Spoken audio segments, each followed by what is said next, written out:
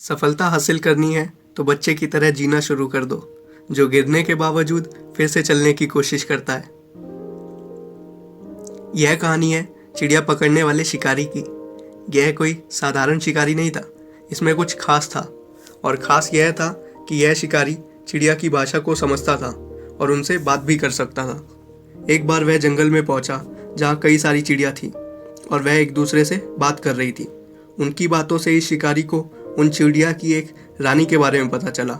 सभी चिड़िया अपनी रानी को बहुत मानती थी और इज्जत करती थी। अब उस शिकारी ने चिड़िया की रानी को पकड़ लिया और उसे ले जाकर पिंजरे में बंद कर दिया। अगले दिन वह शिकारी उन सभी चिड़िया के बीच में पहुंचा और उनसे बोला कि मैंने तुम्हारी रानी को पकड़ लिया है और अब मैं उसे बहुत पैसे में बेचूंगा। और शिकारी हंसने लगा। यह सुनकर सभी चिड़िया हैरान हो गई और फिर एकदम से सभी चिड़िया एक साथ पेड़ से जमीन पर आकर गिरी और सब शांत। करीब 200-300 चिड़िया। यह देखकर शिकारी थरथरा गया। उसे हर तरफ चिड़िया ही चिड़िया मरी हुई दिख रही। वह शिकारी फटाफट से वहां से निकला और डरा डरा घर पहुंचा। वह परेशान था। सामने ही चिड़िया की रानी पिंजरे में बंद थी।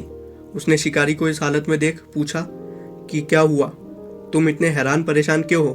तो शिकारी ने उसे बताया कि मैंने जब तुम्हारी सभी साथी चिड़िया को यह खबर दी कि तुम मेरे कब्जे में हो, ये बात सुनकर अचानक से वे सभी चिड़िया पेड़ों से गिरकर मर गई। अब यह बात सुनते ही रानी भी अपने पिंजरे में गिर पड़ी और शांत हो गई।